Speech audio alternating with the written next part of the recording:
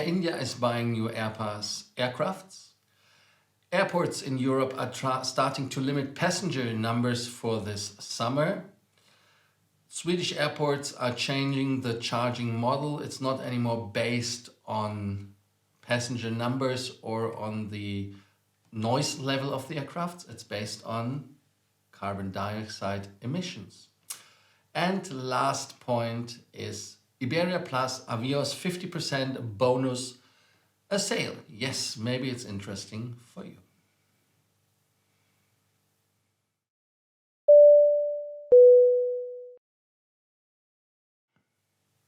My name is Lars and I'm here to bring you more miles, more points and more status.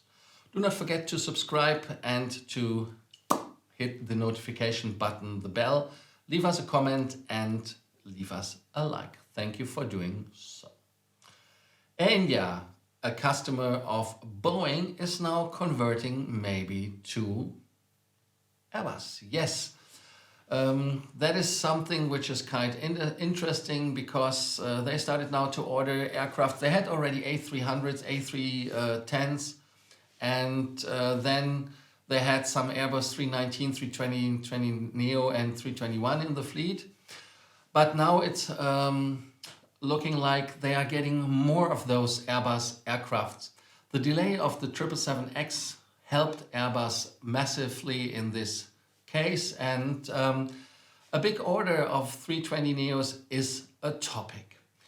The first Airbus A350 is going to be in the fleet end of 2023 or maybe early. And it's the first quarter they are trying to aim. We never know, but that is what is happening. And they are aircrafts which the manufacturer already produced. So that are not aircrafts which have to be produced. So maybe the first quarter can happen. And I'm thinking that it can be aircrafts from Aeroflot maybe. And 13 aircrafts of the 350s should have gone to Aeroflot. Some of those went already to Turkish Airlines, 6 which were orphaned and now having a new home. You remember the Turkflot aircraft, which was half Airflot livery and then with Turkish written on it. But they are thinking about 100 Airbus A321neos, and that would be really a massive improvement for Airbus because they have now with Air India really a great customer. And the other problem is of course that the aircraft is sold out until 2027. That is what Airbus says. I don't know how the situation with Qatar Airways is, where they stopped selling the 321neos to Qatar Airways, the 50 pieces. Maybe there is Air India jumping in, and that would be, in my opinion, really a cool thing. Air India can need new aircrafts. What is your opinion? Did you fly with Air India? Did you fly with the 747s? How did you like it? How do you like the product? And do you think that this will be an improvement? Another improvement is sustainability. Swedish airports, Swedavia, they are charging in the airports of Gothenburg, GOT, and Arlanda in Stockholm, ARN, Alfa Romeo November, for your carbon dioxide and NOx emissions. Yes, and for some airlines it will be more expensive, for others it will be of course cheaper, but in the bottom they will pay the same and the airport will receive the same of the money. Because the industry's drive towards increased sustainability and carbon neutrality requires a toolkit of innovative technologies and approaches, including charging that reward cleaner aircraft. Sure, makes sense. And they are pleased that they have an aeronautical billing engine with complete charge flexibility, which supports the new billing methods. It used to be that you charged airlines by the number of passengers and by the noise they do. So you gave them an incentive to use more quiet aircrafts. Now they are trying to incentivize them to use aircrafts which are more fossil free or using less gasoline or kerosene, in this case Jet A1. I think that is a great idea. The Swedish government of course has the initiative, As we know, the SAS airline has signed contracts for electric aircraft. It is important, in my opinion, to emphasize that worldwide, the global emissions of CO2 by aviation is 2%. In Sweden, it is 5%. So that is why they are, of course, trying to cut there, as it's for them a bigger portion than in average in the world. How does it come? Of course, because they are saving energy left, right, and center. And so in this way, they can, of course, give incentives that airlines do use better aircrafts when it comes to efficiency.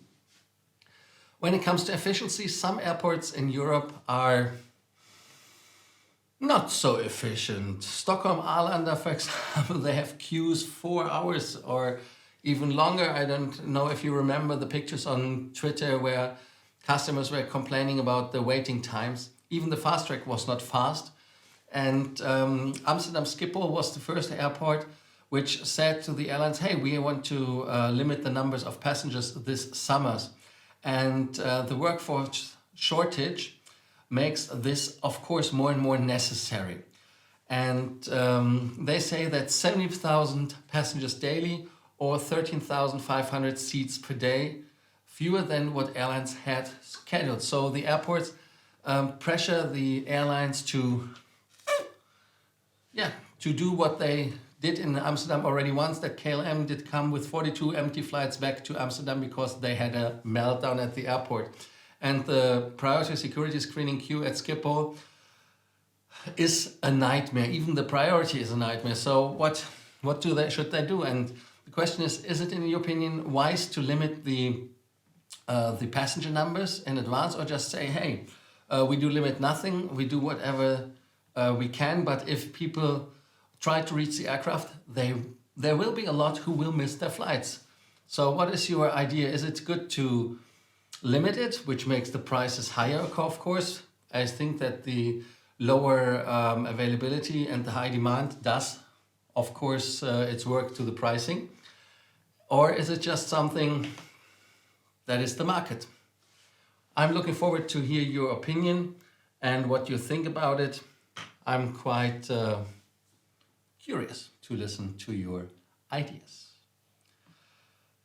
Gatwick, same airport, same situation at the airport when it comes to capacity. And they are saying the same, like Amsterdam said it yesterday. They say it today in Gatwick that they want to reduce the capacity in summer. And they have already more than 400 people who are having a new job at the airport, but still not enough. So they want to limit the flights at the airport, or the seats, however you count it. And they say that they want to have maximum in July 825 takeoffs and landing during the day, and in August 850. It's like a disease which is coming here left, right, and center. In my opinion, I don't know what to say. I'm just here to bring you the message. The next one who's doing the same, that is Pete Buttigieg. I don't know if you know him. If you are living in Europe, maybe you don't know him. He's the transport secretary in the Biden administration. But Pete Buttigieg was as well one of the runners for the presidency. So that is why I have a quite... I've seen him in TV shows, and was quite interesting.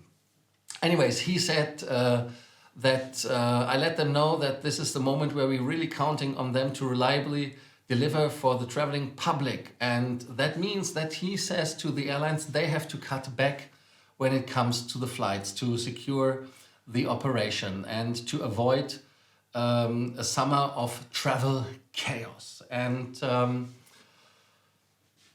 I don't know if this is the right thing. I mean, if they are doing it in Europe, why shouldn't they do it in the US? And Airlines for America say that the federal government must also do its part to avoid the chaos, because it's part of the government's job to make sure that the security is working, that everybody is getting in time to the aircraft. That is a topic which is rotating today hear all the time the shortage and then cutting it back. Like I said before, if the demand is high and the people have not enough flights to take, the prices will go into the sky. And even Lufthansa cancelled flights, other airlines cancelled flights in Europe.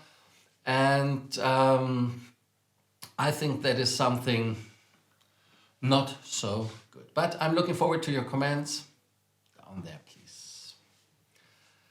A nice topic when it comes to more miles, more points, more status is buying points with a bonus. Yes, until June 2020, until June 4th of 2022, there is a promotion which is in place.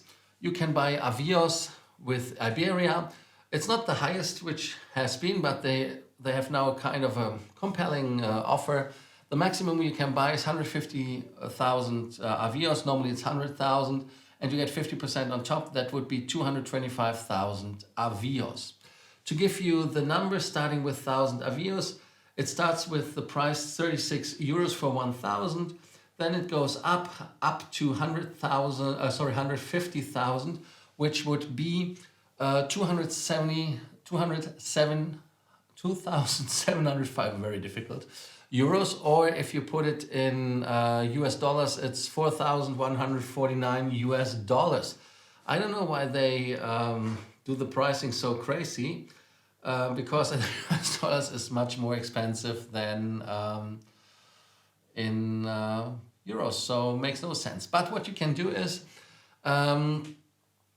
if your account is based, of course, in the US, you are doomed. You have to pay in US dollars. So maybe you can transfer it to Europe or wherever that you can get the European pricing. This said, of course, Iberia is a problem when you want to redeem them, because the website is a little bit of a problem, and some people say it's quite impossible to use. In my opinion, it's not the biggest headache, but you should transfer it anyways to British Airways. Why should you do that? Because with British Airways, you can redeem the miles on Qatar Airways. Yes. So that would be an idea, in my opinion, you should use.